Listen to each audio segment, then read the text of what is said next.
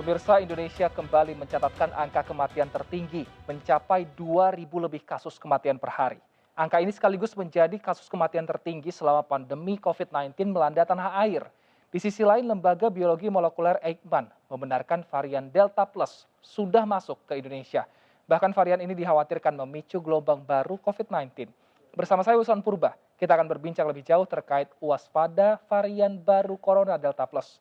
Sebelum kami hadirkan perbincangannya ke hadapan Anda, terlebih dahulu kami akan sampaikan rangkaian informasi seputar peristiwa yang terjadi sepanjang hari ini.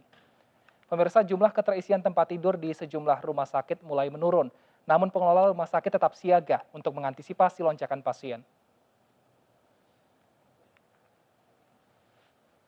Dalam satu pekan terakhir, jumlah pasien positif menurun. Hal ini pun mempengaruhi bed occupancy rate atau keterisian tempat tidur. Dalam keterangan tertulis, Menteri Kesehatan Budi Gunadi Sadikin menyatakan minggu lalu ada 92.000 tempat tidur yang diisi pasien COVID-19. Namun pekan ini turun 10.000 menjadi 82.000. DKI Jakarta menjadi salah satu penyumbang terbesar turunnya bed occupancy rate. Di RSUD Cempaka Putih Jakarta, kondisinya berbeda dengan 2 pekan lalu.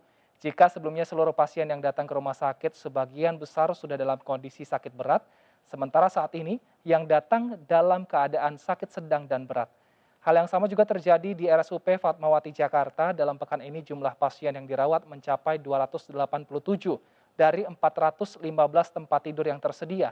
Namun pengelola rumah sakit tetap bersiaga dengan menyediakan 500 bed sebagai antisipasi lonjakan kasus pasien COVID-19. Ruang IGD dari Rumah Sakit Fatmawati juga saat ini telah difokuskan hanya untuk melayani pasien COVID-19 dengan gejala sedang hingga berat.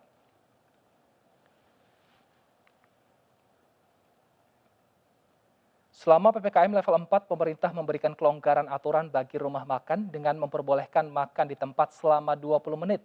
Aturan ini pun disambut positif oleh para pemilik usaha tempat makan.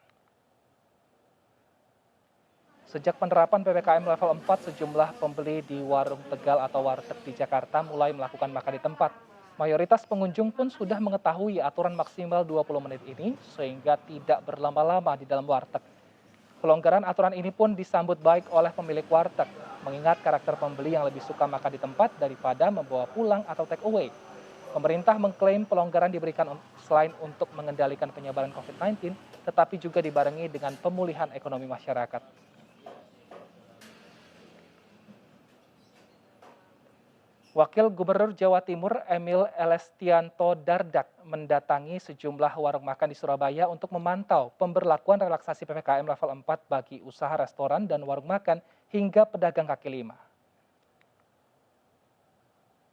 Dalam pemberlakuan relaksasi PPKM level 4, Wakil Gubernur Jawa Timur Emil Elestianto Dardak memantau langsung ke sejumlah warung makan hingga pedagang kaki lima di kawasan Tenggilis, Mejoyo, Surabaya.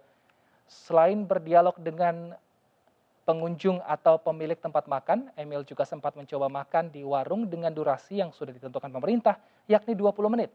Hasilnya, waktu tersebut dinilai sangat cukup karena untuk makan membutuhkan waktu kurang dari 20 menit. Dipastikan dengan makan dalam durasi 20 menit, tidak ada kesempatan untuk mengobrol hingga dapat mengurangi penyebaran COVID-19 di tempat makan.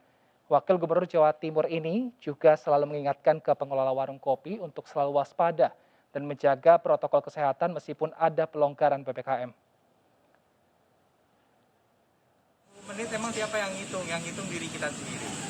Mau tertib nggak kita? Karena kesempatan ini dibuka supaya warung makan juga bisa melayani makan di tempat. Bendera putih kembali dikibarkan beberapa pengusaha. Mereka menyerah karena PPKM level 4 masih diperpanjang hingga 2 Agustus mendatang. Bendera putih dikibarkan pedagang kecil di Kota Serang dan Pandeglang, Banten. Aksi ini digelar karena pembeli yang sepi sehingga pemasukan menurun, bahkan ada yang tidak lagi mendapatkan penghasilan. Aksi ini dilakukan sebagai bentuk protes pedagang terhadap kebijakan PPKM level 3 dan 4 yang kembali diperpanjang. Pengusaha terancam gulung tikar, apalagi mereka mengaku tidak mendapatkan bantuan ketika perpanjangan PPKM.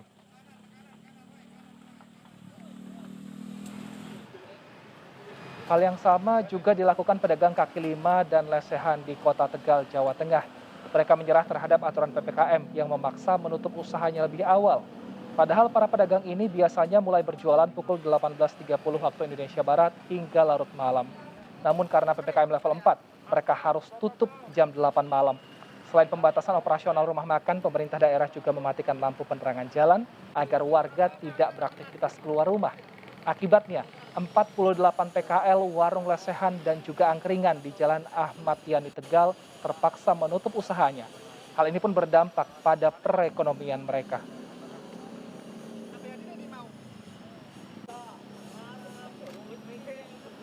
Pemirsa, perbincangan masih akan kami lanjutkan pada segmen kedua di Indonesia Bicara. Tetaplah bersama kami.